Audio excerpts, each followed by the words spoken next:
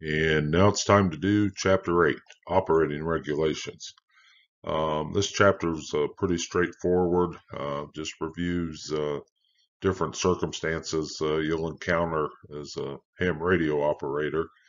You're going to have to remember some of the specifics, and that the best guide for that's going to be the questions that you work through in preparation for the test. Generally, what I do, I'm not real good at remembering details, so I just kind of remember the general areas that issues could arise, and if I encounter that, then I go back and do a little research on it. One example of that, we'll get into it in a second, is a control operator, and Field Day, which is an annual event.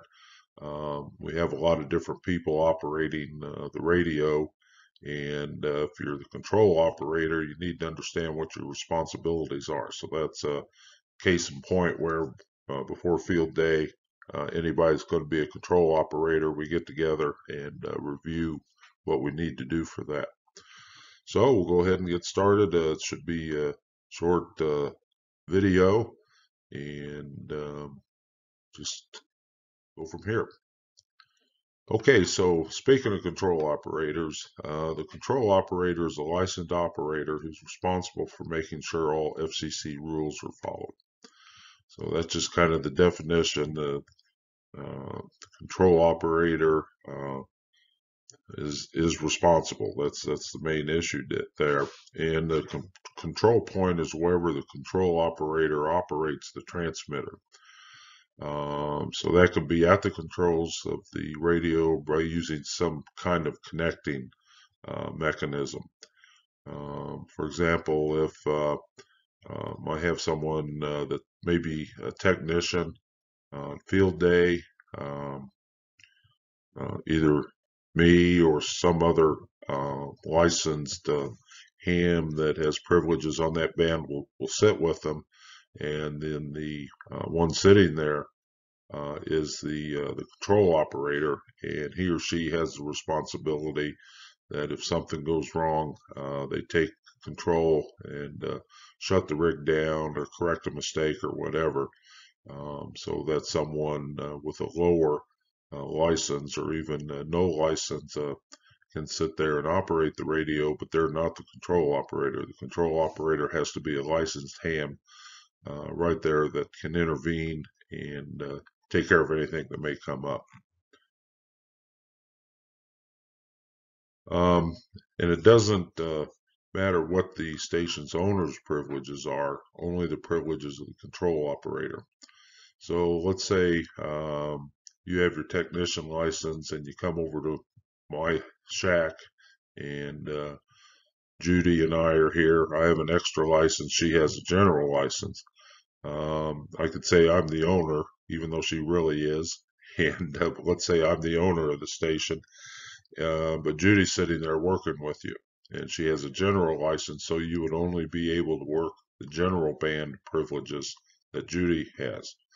Now, if I would sit down with you, then you could use also the extra band privileges. So it's a control operator, not necessarily the station owner, that determines the band privileges that can be used. So that's straightforward enough, and it makes some logic there.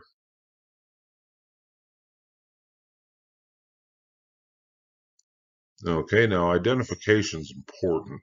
I don't know if you've noticed on radios, like commercial radios, FM stations, AM stations, television stations, they frequently break for a station break or station identification.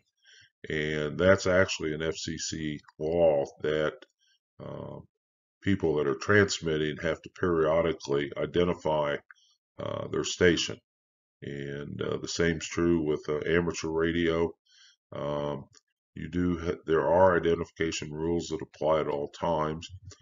The first one being, let me get my lightsaber up here. There it is. Unidentified transmissions are not allowed. So anytime you're transmitting, you have to identify yourself with your call sign. And then the only exception to that is if your signals are controlling a model aircraft. There is a band of frequencies in your band privileges that are set aside for radio controlled aircraft. And there it would be a little tough to identify your call sign, and actually little need, because the only thing receiving your signal is a model aircraft. So that is one exception. There's a particularly with repeaters on 2 meters and 70 centimeters, the practice of kerchunking, and that's prohibited. You shouldn't do that. And what that entails is that you pick up your microphone and you press and release the press the talk button, and you can hear the repeater. A lot of them will have a tail or some audio feedback indicating that they picked up your signal. So if you're kerchunking, you're just engaging the repeater without transmitting any information, and that's not allowed. So if you do want to check if you can reach a repeater, say if you're in your car and you've got a repeater dialed up and you want to know if you can hit it, you just engage the press to talk button and say, this is K3SKS, checking the repeater, and release the press to talk, and that'll be okay. But anytime you transmit, you need to follow the identification rules. And the primary identification rule is that you give your call sign at least once every 10 minutes during a contact and when the communication is finished. So usually when you make a contact with someone, you identify yourself, or when you make that initial contact, by your call sign, and they'll give you their call sign. And then if you're talking for a while, each of you need to identify yourselves with your call sign every 10 minutes. And then when you're finished, it's required that you end the communication with your call sign too. And typically what happens on the way you terminate, you can say, this is K3SKS 73. 73 is kind of a universal code for saying best regards in ham radio. And then you can say, I'm standing by, meaning you're going to listen to that frequency for a while and see if anybody comes up, or I'm clear, I'm going to leave the frequency. You can just kind of indicate your intention at that point. So it would be, he'd call you, say 73, and you'd call back and say KC3JAS, this is K3SKS 73, and I'm clear. And that tells everybody you're done talking to KC3JAS and you're off the air. So somebody else could pick that frequency up if they wanted.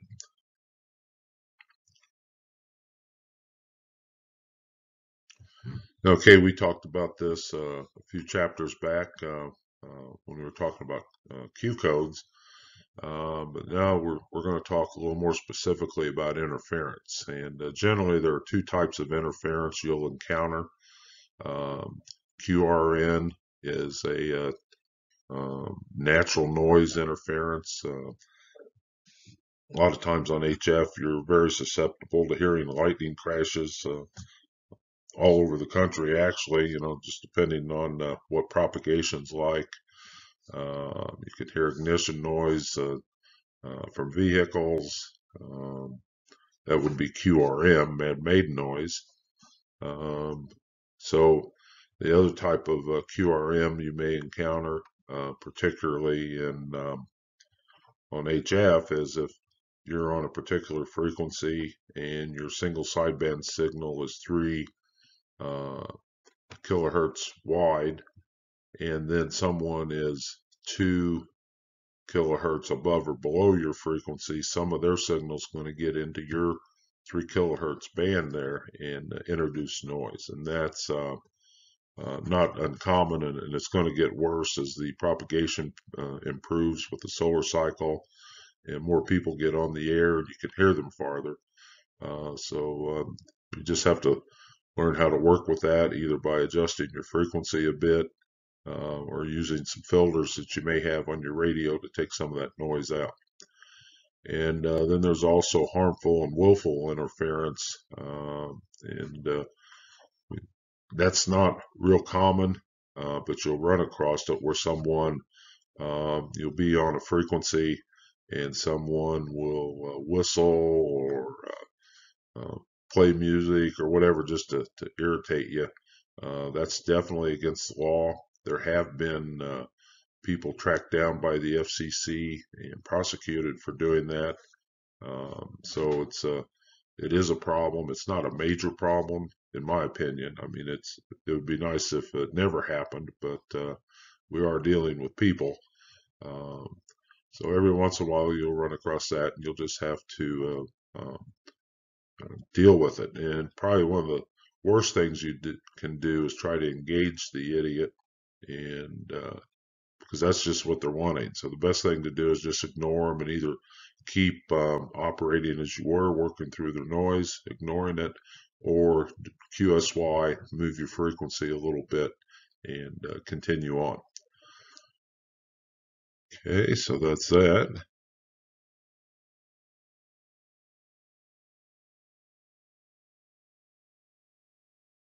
Oh, I didn't even record. Yeah, I did.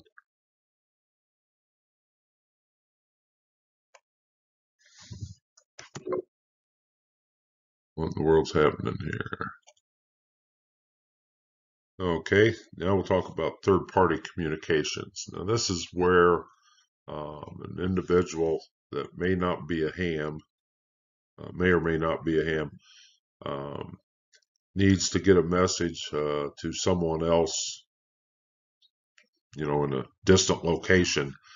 And one way to do that is for them to contact an amateur radio operator and have the amateur radio operator contact another ham in the desired location to receive a message, and then the ham operator in the remote location sees to it that that message gets to the individual intended. And this is particularly useful in emergencies. I know one experience I had with that was a couple of years ago, the hurricane that went through Puerto Rico. There was an announcement on the net that they were looking for amateur operators that could relay information coming out of Puerto Rico for families getting to people in the United States to let them know that they were okay. And it was a little frustrating because one of the requirements, in addition to being a ham operator, is you had to know Spanish. And since I don't know Spanish, I wasn't able to be any help. But that's you'll see that in hurricanes on the mainland here. We've had several the past few years, and one of the first things that gets back on the air after a hurricane like that are the amateur operators, and they're one of their main activities is getting information out of the area about the status of people there to loved ones. So there are rules on how that is done, covered in the book. And there again, I think if you're going to get involved with emergency communications and you're going to work with, a hurricane's coming in, it would be good to go back and review those regulations and guidelines before you get going. And then there's different modes of control. You have remote and automatic operation in particular, but the basic one obviously is local control, where you're sitting there at the transmitter. And then there are remote operations, and there are guidelines and rules for that. And that's where the control point is located away from the transmitter. And this is becoming more and more common with the advent of remote stations. And These are actually can be commercial operations where someone will set up a nice ham radio station with the antennas and all the equipment necessary. These could be anywhere around the world, and then they offer them either for free or for a subscription or some sort of fee structure that you can operate those radios from your computer through the internet. So let's say you wanted to operate out of Alaska. All you have to do is find a remote station in Alaska that's set up for that, and you can sit here in Pennsylvania and transmit and receive as if your antenna was in Alaska, because it really is. It's sitting there. Now, there's another activity that's pretty popular. It's called POTA, or Parks on the Air, and that does not allow remote operation. The requirement for that organization is that when you operate and activate a park, all of your equipment has to be in the park. So you wouldn't be using remote operations on that. And then thirdly, there's automatic operation. And in that situation, the control operator is still required, but the control operator doesn't have to be at the control point. And examples of these are repeaters that we talked about, beacons. Beacons are stations around the world set on a known frequency, and then they're constantly transmitting a tone or a Morse code signal or something so that people around the world can see if they can hear these beacons to understand the propagation better. Space stations, which would include the ham radio satellites that are in orbit, and digipeaters, which are part of the APRS and other types of system. They still have to have control operators, but because of the function of the equipment, the control operator doesn't have to be at the station. For example, our repeater here in Treasure Lake is a repeater, and it has to be doesn't need a control operator at the station to operate, but we have to have the ability to control the repeater remotely, and the repeater set up so that it can be done from someone's house with their handheld or base station VHF, UHF radio. And so that's how automatic operation would work. Taking a look at prohibited transmissions, any transmissions that's not identified is prohibited. False or deceptive signals. I'm not even sure what that would be if it wasn't just deceptive information. False distress or emergency signals. Just recently, I would say in the past month, this is March of 2022, there was a ham in Erie, Pennsylvania that was arrested for announcing false tornado warnings and false weather alerts and emergencies. And I know I've seen in the paper that he was arrested.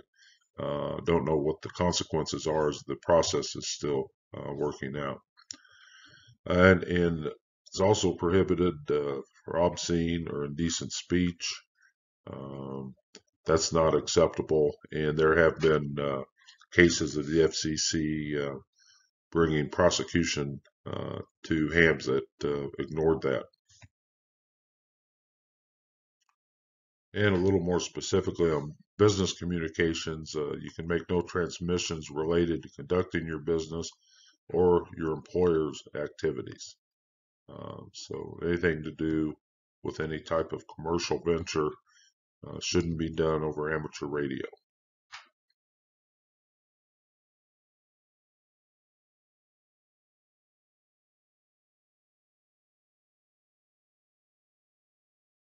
And finally, encrypted transmissions. You can't do any sort of coding or encrypting of your signals that are being sent because it is the public airwaves, and everything has to be open and accessible. Now, there are exceptions to that, and the exception would be controlled transmissions to space stations, where interception or a hacking type transmission could have serious consequences. So the satellites that are orbiting the Earth, the control operators for those units are able to use encryption, encoding, to make sure that the control signals only come from them, and prevents the satellite from being taken over by someone else and causing damage. So I think that's about all there was on this chapter. Was a particularly long chapter, and the video's not that long, so I guess that's it. We'll wrap up. I'll say 73, and we've got one more chapter to go, so we'll get going on that here in a minute and see how it goes. So this is K3SKS, and I'm clear.